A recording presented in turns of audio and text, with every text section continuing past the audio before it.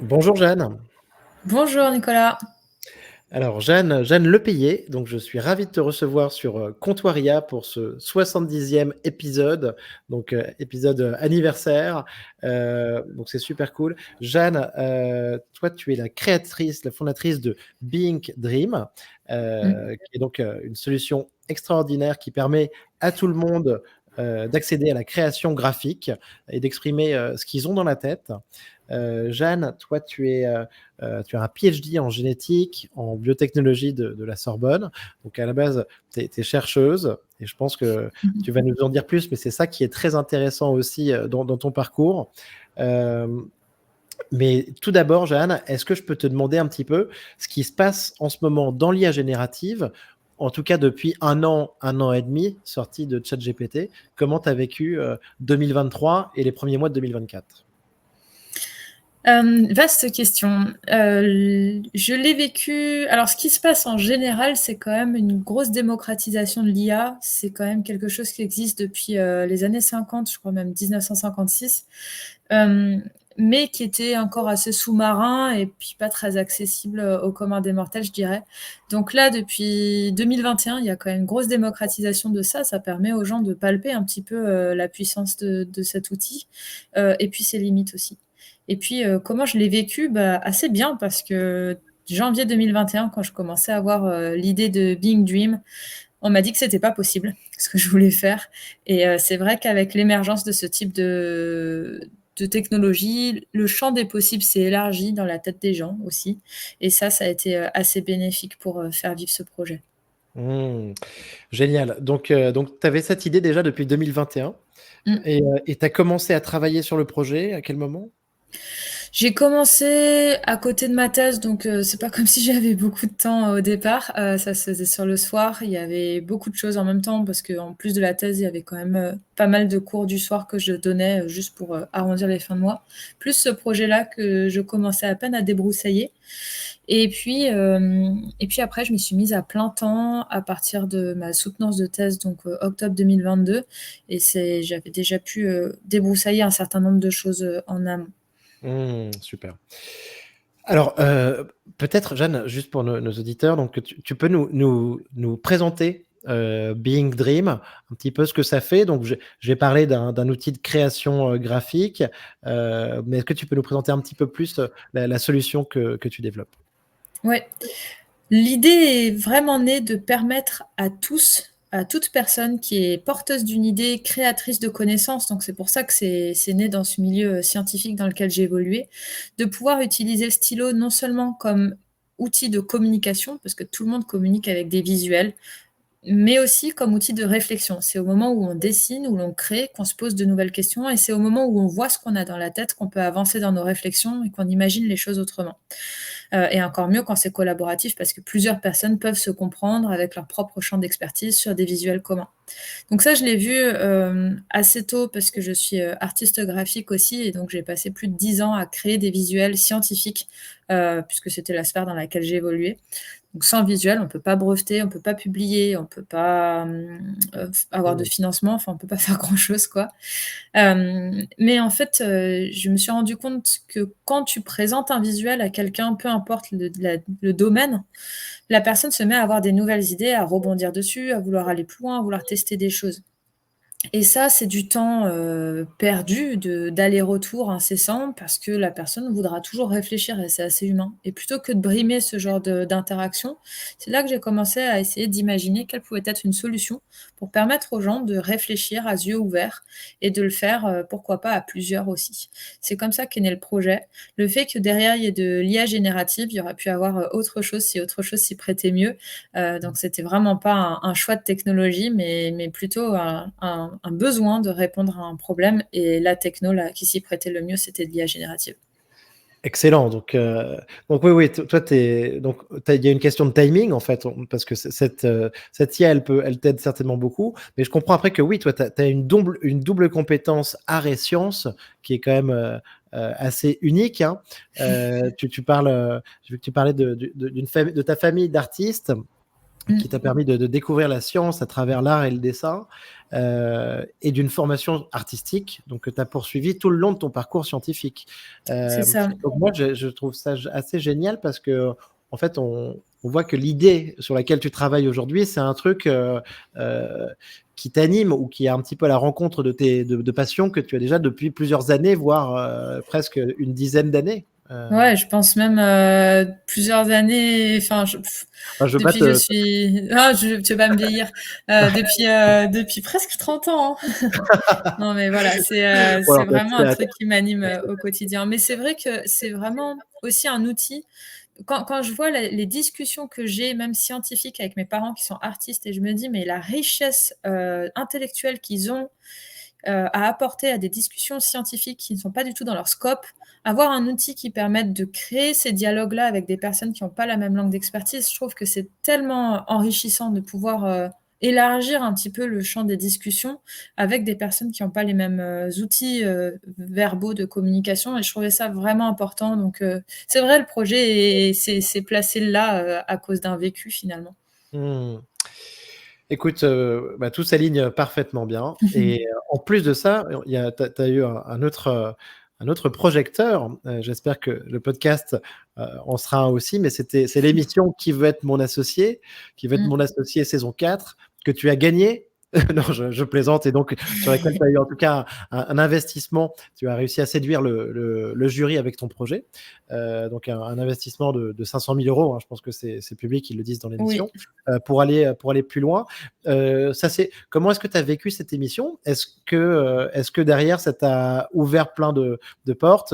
Est-ce que tu reçois encore des messages aujourd'hui? Parce que c'était assez récent, hein, ça a C'était le été 7 retransmis février, ouais. le 7 février, on est le 8 avril 2024. Mm. Donc, raconte-nous un petit peu, ça fait quoi de passer dans Qui veut être mon associé et de lever des fonds? Alors, moi, je connaissais pas l'émission avant d'y être, en gros, donc j'y suis allée avec assez peu de vécu sur le sujet. J'ai grandi sans télé, donc j'ai assez loin, en fait, des médias en général télévisuels. Hem, ça a été, ça a été un coup de stress, hein, faut se dire, parce que quand tu sais que tu vas passer devant 2,5 millions d'inconnus, c'est compliqué à gérer. Tu sais pas comment le projet va être perçu. Tu as quand même 1 heure et demie de discussion sur le plateau, mais que 20 minutes qui sont retransmises à la télé.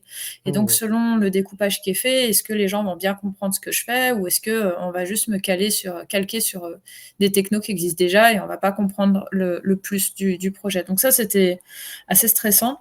Surtout que j'avais peur aussi d'une mauvaise interprétation de ce qu'on veut faire. On ne veut pas remplacer des personnes, on veut outiller des personnes, et la distinction est vraiment importante pour nous. Je veux dire, elle est fondamentalement importante. Jamais de la vie, je vais vouloir remplacer des esprits comme ceux de ma famille, par exemple. Bien sûr. Bien sûr, Voilà. et en t'adressant directement comme ça à un public aussi large, tu as raison, 2,5 millions de personnes. Heu, En effet, tu peux tout à fait très vite, enfin là c'est pas le cas, je pense que tu as très bien fait ça d'ailleurs, l'émission m'avait beaucoup plu, mais c'est vrai que tu peux être catalogué et faire peur si tu le présentes Tu pas peux bien. être catalogué sur ton projet, tu peux faire peur avec ton projet, tu peux paraître suffisant avec ton parcours. C'est très compliqué, et puis on te matraque beaucoup dans la figure que quand tu es une femme jeune, tu es tout de suite jugée sur ton apparence. Donc toutes ces questions-là étaient pas faciles à gérer, je dirais. Je pense que c'est ça qui me faisait le plus stresser, parce que finalement, sur Ouais. plateau, tu es face à 5 personnes que tu ne connais pas. Donc tu mesures pas forcément quel peut être l'impact négatif pour ces 5 personnes-là. Par contre, tu mesures assez bien quel peut être l'impact négatif sur 2,5 millions de personnes, même inconnues. Et après, j'ai trouvé que c'était très enrichissant, parce que leurs retours sont enrichissants. J'y allais pour ça à la base. Je pensais pas du tout que j'allais lever des fonds. Bien Ce sûr. que je demandais sur plateau initialement était beaucoup plus bas, et surtout c'était le minimum syndical que je pensais intéressant, Ouais. parce que l'équipe tech coûte cher, la puissance de calcul coûte cher, donc en dessous c'était pas, ça valait pas le coup. Donc je m'imaginais pas du tout sortir avec des sous, je m'imaginais plutôt sortir avec un réseau plus grand. Il se trouve que je suis sortie avec les deux, donc c'est plutôt sympa. Ah, parfait. Et Et derrière, tu as eu des marques d'intérêt, en tout cas, est-ce que ça t'a amené aussi potentiellement des nouveaux utilisateurs, des nouveaux bêta-testeurs, Mmh.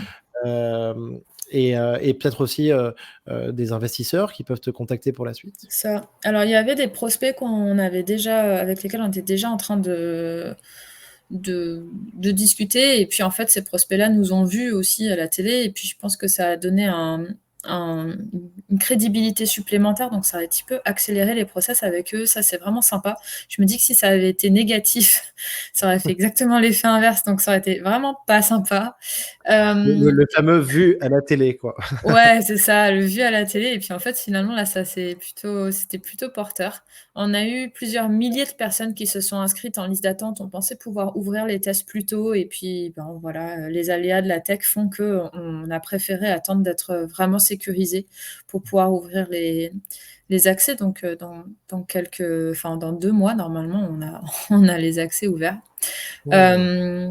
Et puis, on a eu, moi, ce qui m'a fait très plaisir, j'en reçois encore aujourd'hui, on a eu beaucoup de messages extrêmement positifs, hein, vraiment, je pense 99 des messages, sur plusieurs, dizaines de milliers sont positifs. Et puis, on a eu aussi des gens qui sont venus nous voir en disant: «Ben, le créatif». Plusieurs dizaines de milliers, tu dis? Ouais, c'est l'enfer, j'étais pas toute seule pour, C'est quand même colossal, waouh! Mmh. Ouais, parce que même ça peut être, des messages qui appellent pas forcément à des réponses, tu vois? Juste des Mmh. messages sympas et puis d'autres qui appellent plus à des réponses, Ouais, et puis en fait ça continue aujourd'hui donc OK. mais des messages notamment de personnes qui sont créatives qui m'ont dit: «Ben, moi l'IA c'était vraiment le diable, un truc, voilà, je veux pas l'utiliser, je veux pas en entendre parler et ça risque de remplacer mon métier, je suis complètement contre et après avoir entendu ton passage, j'ai changé d'avis, c'est un outil que je peux utiliser moi-même pour, décupler, ma créativité, me faire réfléchir à des choses autrement» et des gens qui nous ont remerciés pour ça. Je me dis déjà changer d'avis, mais en plus dire à voix haute que tu changes d'avis, je trouvais ça très, très beau. Ah non, mais ça m'étonne pas. Je pense qu'en tout cas, c'est sûr que tu as dû faire un superbe, travail d'évangélisation, que tu fais avec le podcast et avec les meet-up et en particulier à destination de ces professions de Mmh, créatifs, de designers, de graphistes, donc c'est cool. c'est vrai. Et au moins, tu vois, tu as fait parler du sujet et je pense que si après, ta personnalité et ton parcours, font qu'on ont dû rassurer aussi parce qu'on voit que c'est pas opportuniste en fait, justement. Ouais, je pense qu'il y a eu cette idée-là aussi on vogue sur une vague en ce moment qui est très à la mode et donc c'est compliqué aussi de faire comprendre que j'ai pas lancé ce projet-là parce que je voulais absolument, créer un truc en IA parce que je sentais que ça allait rapporter du pognon, quoi. C'est pas ça l'approche du tout. Il se trouve qu'on utilise de l'IA et que d'ailleurs c'est bien enquiquinant parce que ça demande des ressources, qu'il faut aller chercher. Donc ça, c'est déjà un point. Puis j'ai aussi eu des messages de personnes du monde de la recherche qui m'ont dit: «Mais, merci parce que c'est la première fois qu'on voit quelqu'un de notre espèce» entre guillemets, prendre la parole en public et c'est vrai que les chercheurs, on n'a pas super bonne presse sur la manière dont on est capable de prendre la parole en public et d'exprimer, des choses parfois complexes. Donc peut-être qu'il y a eu aussi ce côté qui était assez porteur, parmi, des jeunes chercheurs. Je vois très bien, donc super. Alors pour revenir un petit peu aussi donc Mmh. sur l'IA, ChatGPT, Midjourney, donc j'ai bien compris que tu avais une intériorité sur ton projet par rapport à ça, mais comment est-ce que tu vois ces outils toi aujourd'hui? Est-ce que tu les utilises? Ouais, je les utilise, de manière ponctuelle. Les utilise surtout pour, c'est ça, élargir le champ des possibles avant de retravailler moi-même un certain nombre de points. Mmh. Donc plus comme source d'inspiration. Je les utilise de manière ponctuelle aussi parce qu'il y a cette idée de, de consommation énergétique en utilisant des IA, que j'ai du mal à accepter pour mon utilisation personnelle en tout cas. Je trouve que c'est D'accord, une vraie ouais, tu penses à ça, en effet, tu penses à la ouais, consommation énergétique dans ton usage, tu veux dire? tout le Enfin, temps. C'est-à-dire qu'à chaque fois que tu envoies une requête, la question que je me pose en premier, c'est: «Est-ce que je peux obtenir l'information autrement?» par exemple en ouais, cherchant sur Google, qui consomme ouais. moins d'énergie qu'en lançant une requête, d'intelligence artificielle. Alors attends, parce que j'ai les chiffres, là-dessus, parce que je les dévoile et je fais des petits jeux pendant les formations que j'anime justement. Donc c'est, Ouais, alors Donc, un prompt sur ChatGPT, c'est égal à combien de recherches sur Google? Ah waouh, ah, aucune idée. 10. 10 recherches Google égale un Ah prompt. ouais. Et attends, j'en ai un autre donc, qui est assez parlant. C'est sur donc, une génération d'images sur Midjourney, d'accord? C'est équivalent à une charge complète de smartphone. Ouch. Mais Donc, c'est tu bien as bien que raison, tu as bien tu raison. confirmes mon approche. Tu t'es pas trompé. Mais c'est bien. C'est Ouais. bien parce que c'est exactement les outils de mesure qu'on est en train de mettre en place. On a envie que les personnes soient au courant. C'est pas de la culpabilisation, c'est juste être au courant, de ce que ça représente derrière et ça fait partie des choses qu'on a envie, de mettre en place. C'est de l'information, je dirais, pour que les personnes ne naviguent pas dans le vide. On parle souvent d'IA comme des boîtes noires. Résultat, on ne sait pas trop quelle est la quantité de données, la quantité d'énergie que ça demande. Et je trouve Oui. que c'est aussi de notre responsabilité à tous ceux qui développent des choses liées à l'IA que d'en informer les personnes qui peuvent s'en servir. Ouais. Tu raison, tu raison. Donc, je pense que c'est hyper important. C'est assez simple à retenir, hein, tu vois là les deux Mmh mh. ratios que j'ai donnés. Je pense que c'est toujours bien de les avoir en tête, sachant que le but, bah, évidemment, c'est de faire diminuer cette C'est ça. consommation.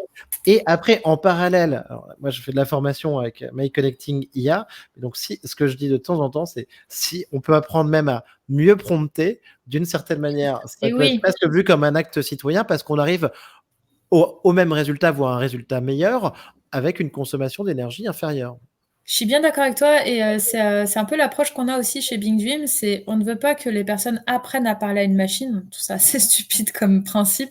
On préférait que la machine puisse s'adapter à la manière dont nous, on souhaite communiquer et le processus itératif qu'on met en place, donc de modifier, des brouillons à main levée par itération jusqu'à arriver à un résultat final. On a espoir, en tout cas, enfin, c'est ce qu'on voit, mais que la personne, parce qu'elle peut regribouiller à un endroit particulier, puisse être plus précise dès le départ ou à chaque étape, et que donc elle arrive à quelque chose de proche plus rapidement, donc avec moins d'itérations. Donc ça, c'est des choses qu'on est en train de mettre en place et de mesurer surtout. Oui, j'ai trouvé ça. Je mettrai le lien de ta démo ou du site, en tout cas sur l'épisode. Mais en effet, ce fonctionnement par brouillon, et ce que tu Mmh. expliquais, que chaque épreuve en fait est conservée et n'est pas perdue. Mmh. Je pense que c'est un truc très intéressant et au final différent de Midjourney ou de Runway, sur lesquels en fait les utilisateurs un peu experts ou acharnés, heu, génèrent. Moi, tu vois, ça j'ai très régulièrement, j'ai des experts, créa, qui sont vraiment des stars, hein, sur Instagram, Mmh. et qui me disent: «Non, mais de toute façon, j'ai un compte pro, Runway, je génère 5 par 5 parce que je sais que, je vais en jeter 4», tu vois? Ouais, Et c'est ça. donc on est un peu sur une surconsommation et alors que par contre, Mmh. conserver les épreuves, les brouillons comme tu le fais, je pense que ça te met plus dans la continuité, ouais. Non, c'est vrai que c'est une approche de la consommation, mais qui est très liée à notre société, actuelle, hein. C'est comment pousser à la consommation et on voit qu'en IA, il y a beaucoup de ça aussi. C'est je génère, je génère, je génère, je génère, je sais pas trop pourquoi je génère. Je continue à générer, j'oublie ce que je cherche d'ailleurs au final. Parfois ça peut donner des choses très chouettes et puis parfois on se rend compte qu'on a juste, perdu plusieurs heures à générer des trucs pour on ne sait pas trop quoi. Donc voilà. C'est vrai qu'on est sur des outils qui sont révolutionnaires et hyper puissants, et très souvent, en fait, la clé, c'est juste de savoir bien poser la question, quoi, ou la Mmh. bonne question. Et c'est Donc assez rare, dans le monde de l'histoire, humaine que des révolutions technologiques soient dans les mains des concitoyens si tôt. C'est-à-dire avant même que, on sache, quel est l'impact réel sur la société, sur, l'environnement et cetera. C'est très tôt. Enfin, c'est comme si on avait, une grosse révolution, mais c'est par exemple le nucléaire. Bah, c'est comme si tout le monde avait accès à des centrales, nucléaires, sur leur toit très tôt. C'est rare, c'est-à-dire qu'on a eu accès à des choses liées à l'atome trop tôt, c'est sûr, et ça a causé un certain nombre de problèmes. Mais après, la technologie est restée entre les mains d'un petit groupe. Donc, c'est intéressant aussi, sociétalement, de voir ce que ça donne quand tout le monde l'a en main et tout le monde le démocratise et voir comment un outil comme ça peut évoluer. mmh. Oui, très bonne comparaison avec l'atome. Est-ce que tu as un usage secret ou hyper pratique de l'IA générative à nous révéler? Ah, c'est une bonne question ça. Alors, c'est une bonne question. Bah, par exemple, je m'en servais pas mal hier justement parce que j'étais en train de faire des diapos. Moi, je fais comme le commun des mortels, hein, j'ai aussi besoin de faire des diapos et des PowerPoint pour présenter Ouais. mes trucs.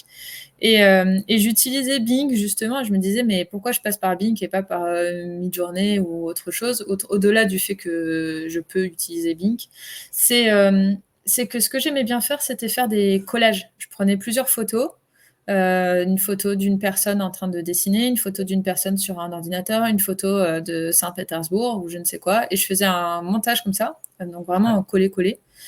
Et puis je sélectionnais l'ensemble et puis je disais ce que je voulais obtenir avec cet ensemble-là. Avec, Et avec Bing. Avec Bing. ouais, et en fait c'est ça que Alors, j'aime alors bien. attends, parce que donc, comme on est sur YouTube, mais pour que nos auditeurs aussi se représentent bien. Donc, alors vas-y, refais-nous tu mettais Saint-Pétersbourg, comme ça pour ceux qui Ouais, ont un une imagination palais de visuelle. Saint-Pétersbourg. Ok.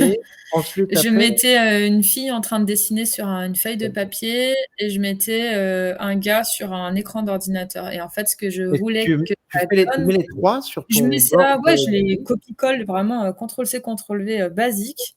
Ok. Je sélectionne ces trois trucs-là.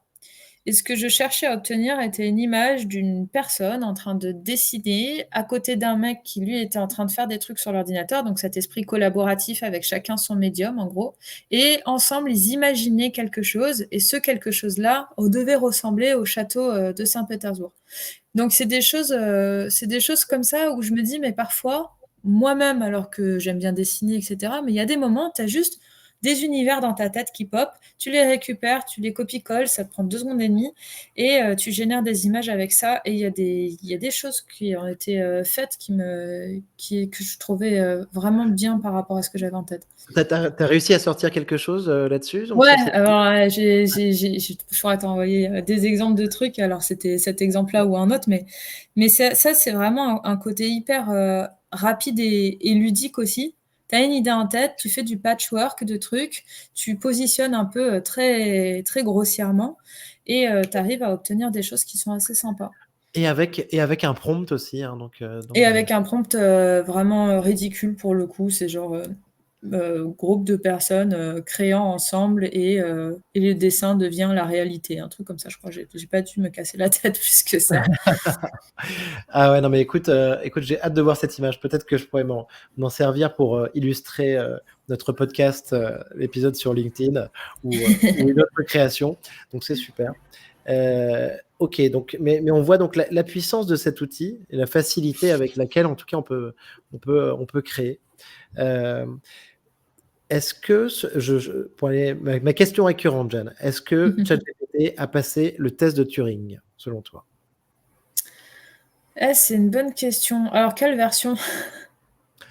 Alors, bah, la version standard, Turing, euh, donc tu sais, en fait, comparer, mettre deux personnes en scène, enfin, une personne qui discute avec un être humain, une autre, et une personne qui discute après avec un ordinateur, voir si elle arrive à faire la différence.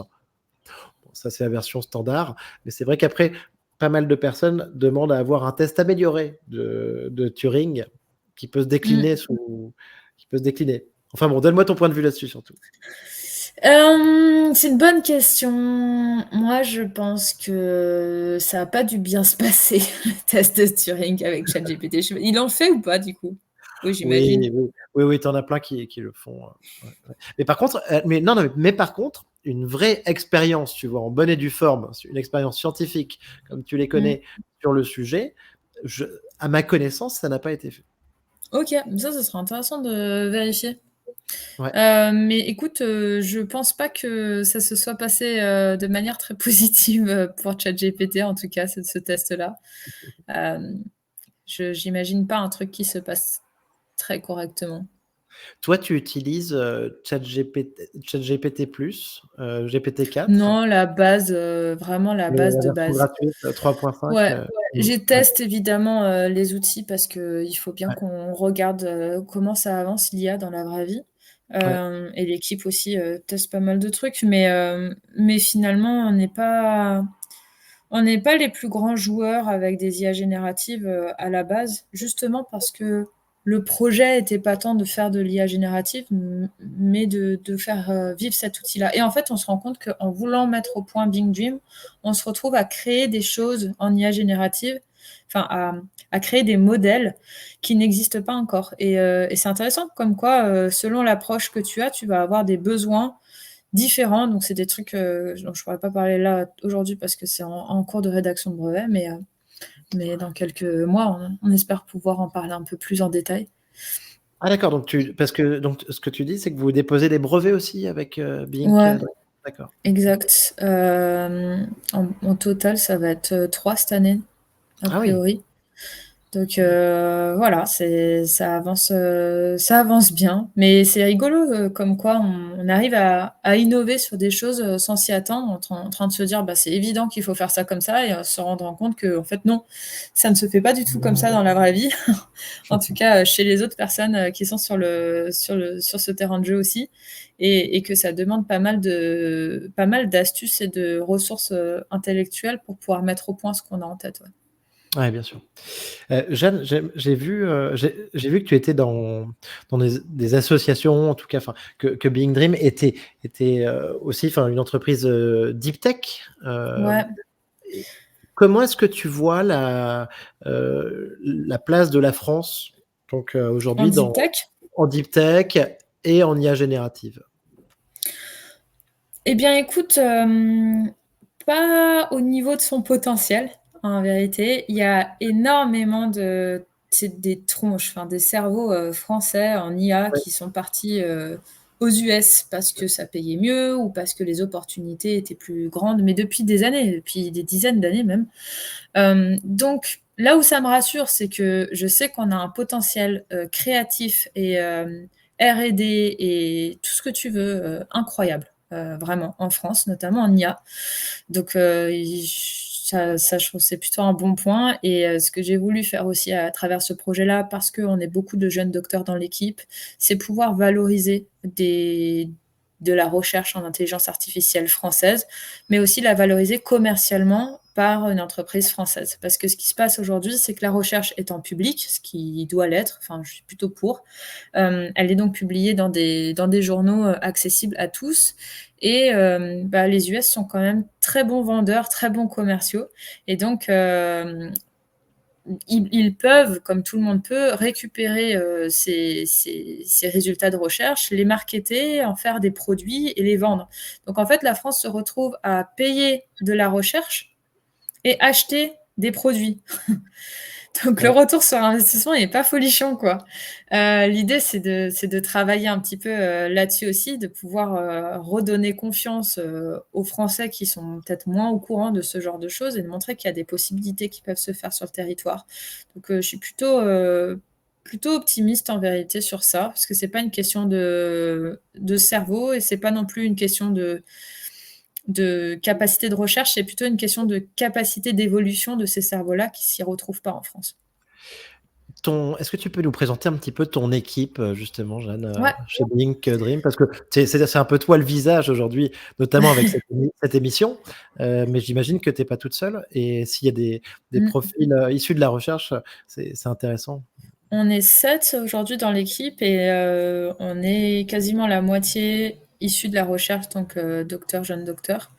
Il y a à la fois des docteurs en neurosciences, parce que si on veut adapter l'outil à notre manière à nous de discuter et si on veut permettre une réelle progression en créativité et ouais, voilà, ça et Mmh. en imagination en général, on a besoin de cette compétence-là.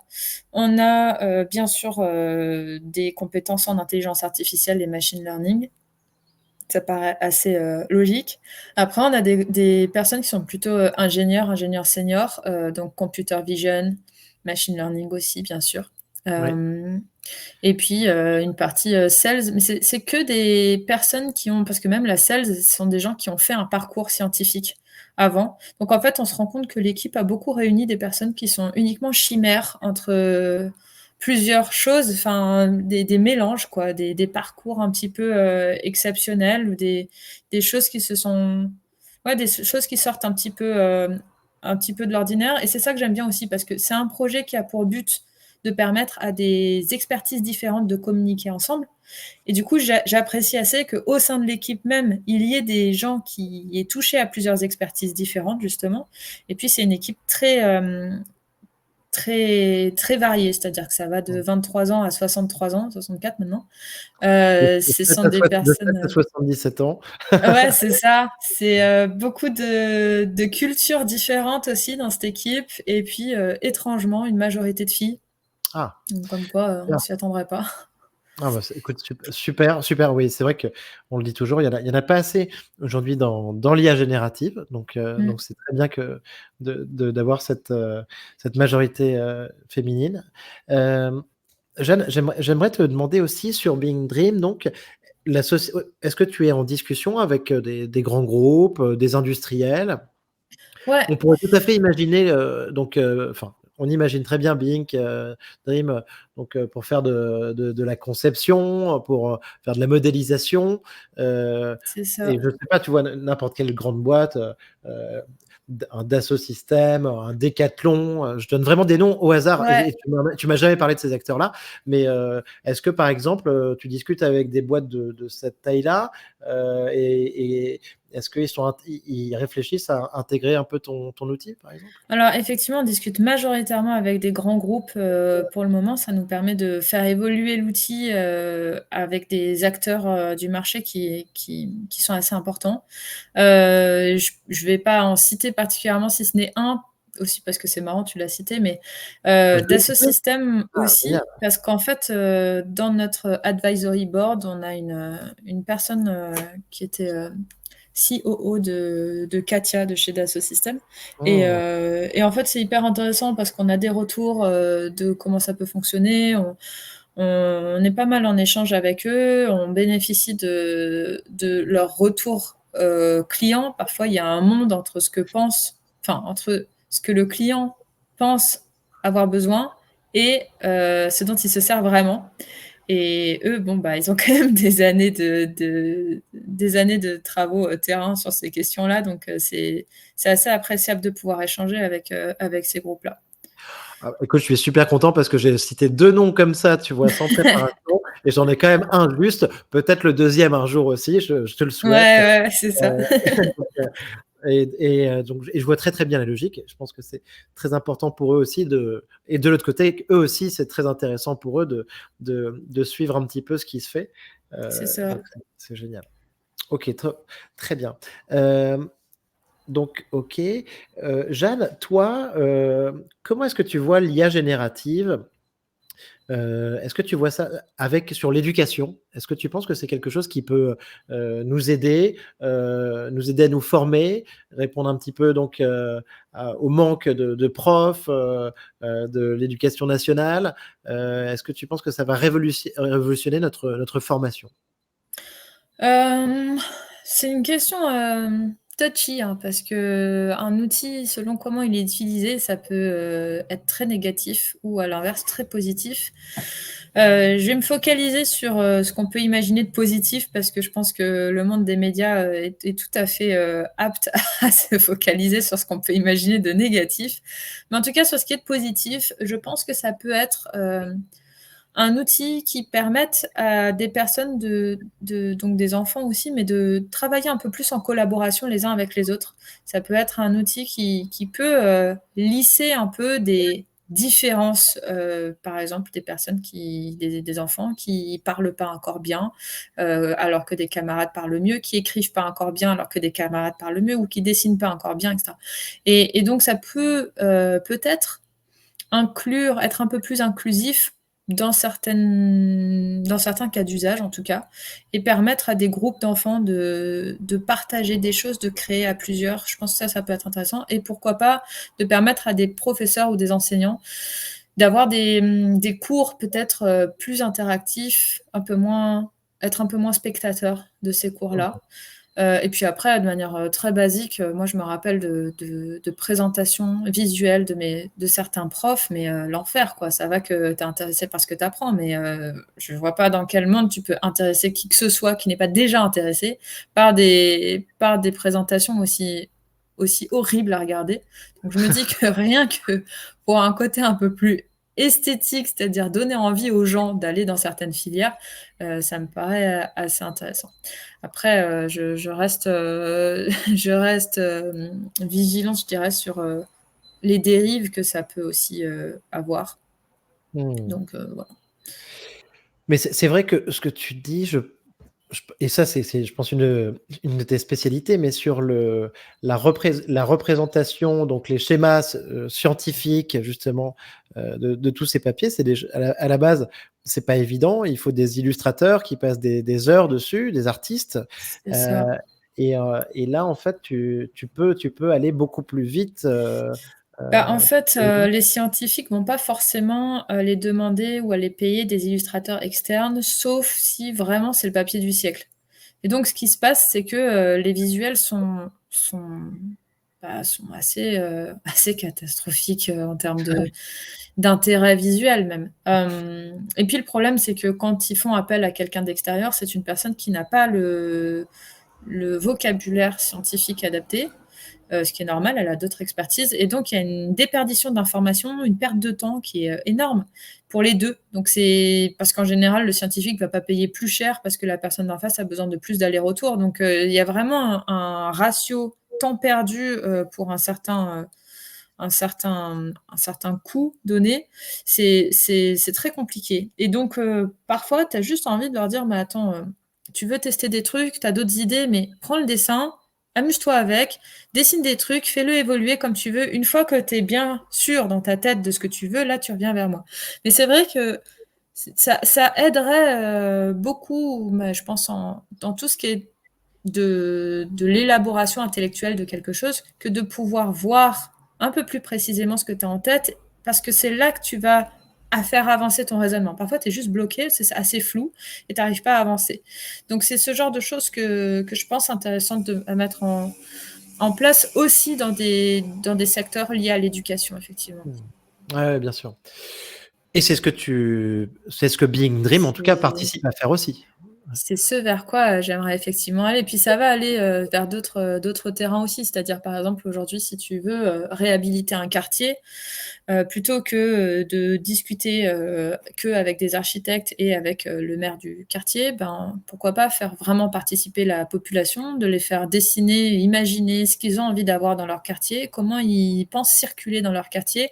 Et ça, c'est aussi un travail de communication qui est important. Je suis convaincue que la plupart des litiges, même mondiaux qu'il y a aujourd'hui, viennent de problèmes de compréhension mutuelle. C'est-à-dire, si tu n'arrives pas à te mettre dans la tête de quelqu'un, tu ne peux pas comprendre pourquoi elle fait telle et telle chose, et donc tu vas le prendre forcément négativement. Il y a pas de...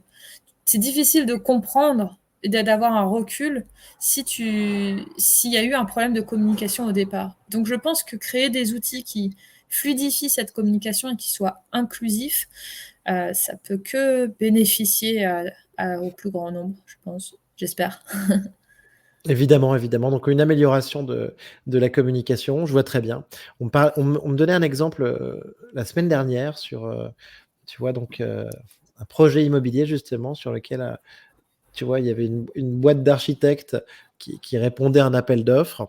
Et, euh, et en gros, ben, tu vois, plutôt que se lancer donc dans des créations, tu vois, sur plusieurs mois, voilà, grosso modo, ils ont fait répondre plutôt une agence marketing qui leur a généré des visuels avec Midjourney et des outils de Gen AI, de texte ou vidéo, pour imaginer, tu vois, un futur quartier.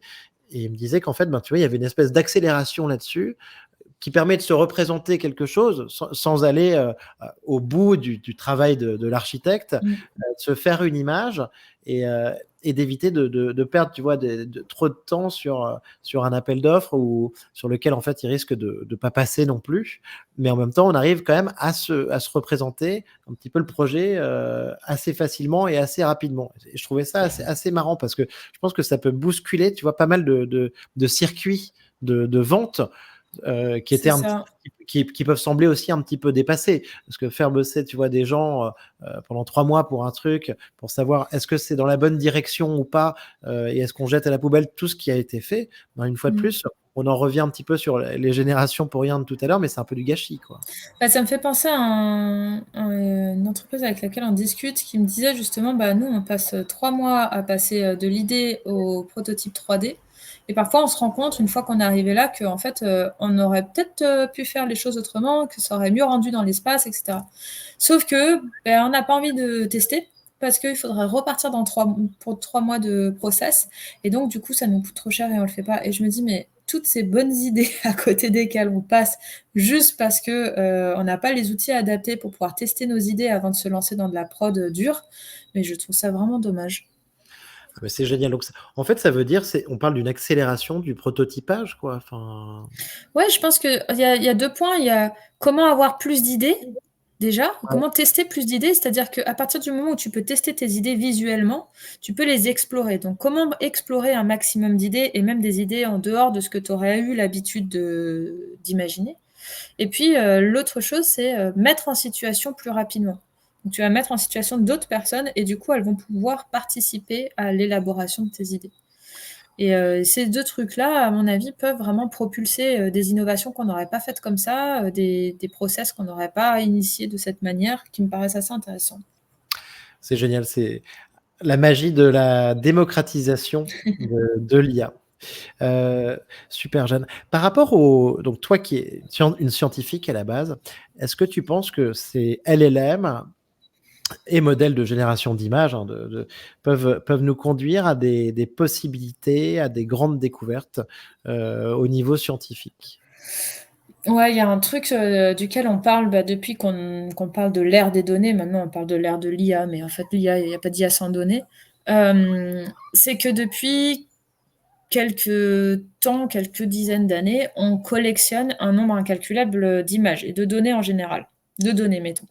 Par exemple, on a construit, des télescopes tellement super puissants qui peuvent prendre des images incroyables de l'univers et tout ça pour que le scientifique en question puisse regarder le petit machin qui l'intéresse et donc ne pas regarder le reste. Pas parce qu'il veut pas, c'est juste parce qu'il a un sujet de travail et qu'il faut bien avancer sur ce sujet-là. Et en fait, là où l'IA, je trouve, a vraiment son rôle à jouer là-dedans, c'est de pouvoir donner des pistes d'intérêt de réflexion, voire de futurs projets de recherche, en croisant une grande quantité de données et en pointant un peu du doigt quelque chose qu'on n'aurait pas vu parce qu'on n'aurait pas croisé ces données-là. Peut-être qu'en croisant, des données, de telle maladie avec, je dis vraiment n'importe quoi, mais c'est le but, des données de telle maladie avec, tel, mouvement, interstellaire et ben, en fait, 2 choses qu'on se serait dit: «Mais jamais de la vie on va les comparer» et on se rend compte que, bah, peut-être qu'il y a quelque chose à voir. Ça donne pas la réponse, ça dit pas, «Tiens, il se passe ça et donc voilà la réponse», mais plutôt de pointer l'intérêt d'un humain vers un sujet, scientifique qu'il aurait pas forcément anticipé et ça peut se faire que si tu brasses une très grande quantité, de données. Il faut faire attention comment ces données sont brassées parce qu'il faut pas de biais, sinon voilà, tu vas indiquer enfin après c'est pas très grave, mais tu fais perdre du temps. Tu vas indiquer, un sujet d'intérêt, et en fait, on va vite se rendre compte qu'il y a aucun intérêt sur la question parce qu'il y avait juste un biais dans les données.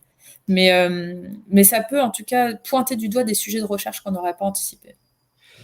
Je suis tout à fait d'accord. Je pense qu'on n'a pas encore assez vu ces projets-là, tu vois? Ces découvertes émerger, Ouais. parce qu'on attend un petit peu au-delà tu vois, des gains de productivité, des vraies découvertes, récemment avec Claude 3.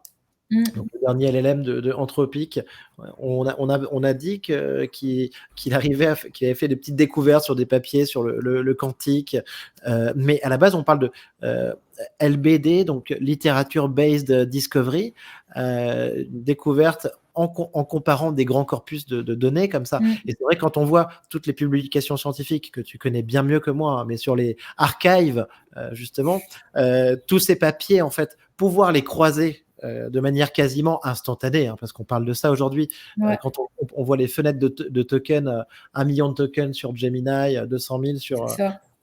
sur Claude, donc c'est un bouquin de 150 pages, quoi, grosso modo, pouvoir mettre tous ces papiers de recherche là-dedans et les croiser, enfin, grosso modo, ce serait, enfin, il est presque sûr qu'on peut en faire quelque chose, qu'on peut en tirer des idées, et on a hâte de voir ça, quoi. C'est ça. Bah ouais, il y a les papiers rédigés, mais après, quand ils sont rédigés, ils ont déjà eu un biais par la personne qui rédige le papier, parce que quand on rédige un papier en science, on essaie de raconter une histoire qui fait sens.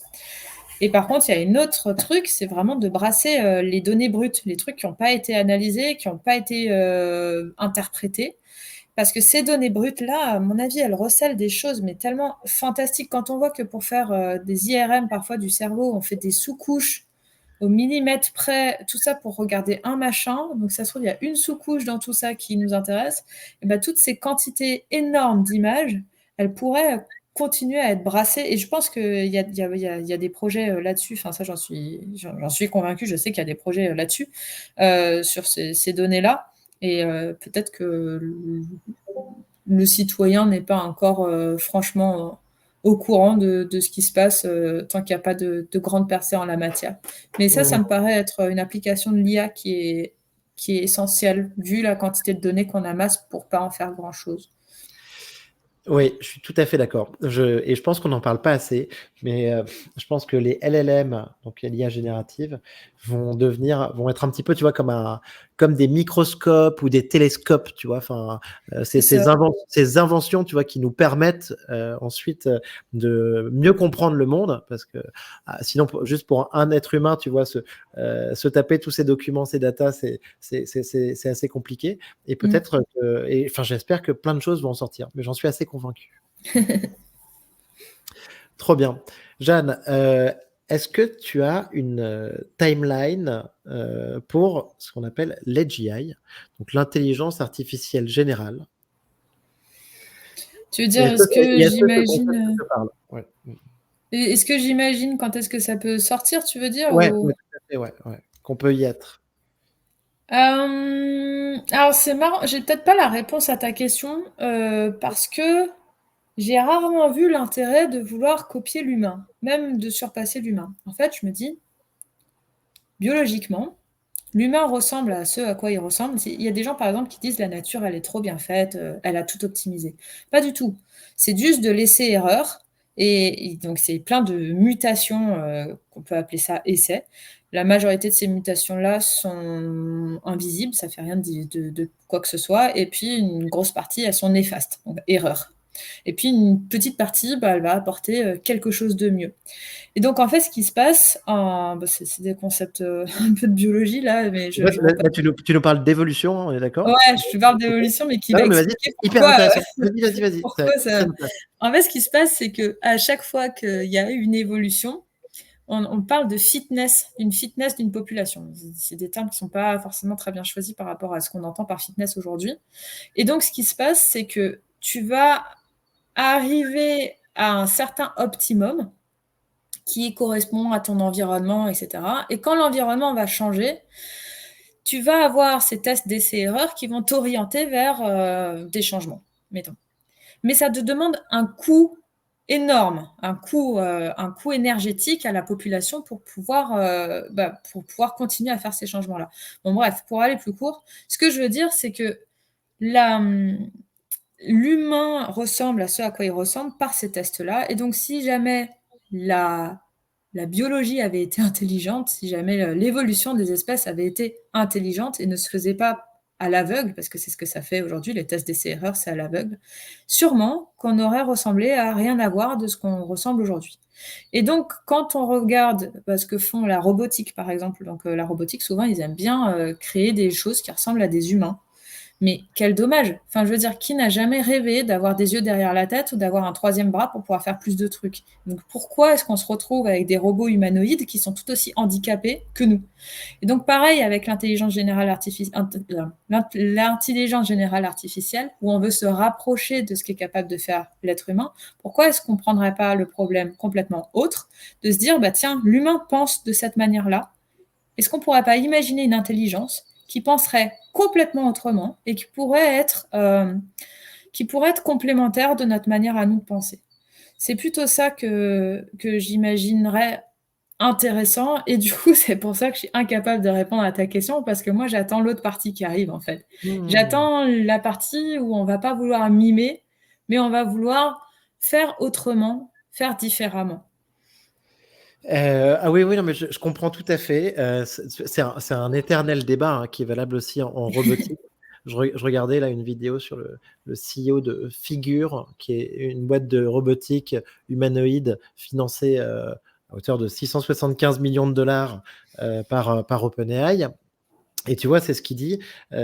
En effet, tu vois, la question du form factor, que ce soit humain, tu vois, ou différent, elle est clé. Après, ben, c'est toujours, ben, eux, ils ont fait ce choix de partir sur de l'humanoïde parce que, ben, tu vois, grosso modo, le monde tel qu'il est aujourd'hui est adapté à l'être humain. Mmh. Hein. Et donc, ces robots, et si on faisait, si on mesurait 10 centimètres ou 3 mètres, le monde serait très différent. Et donc, c'est pour pouvoir nous rendre les services le plus facilement possible.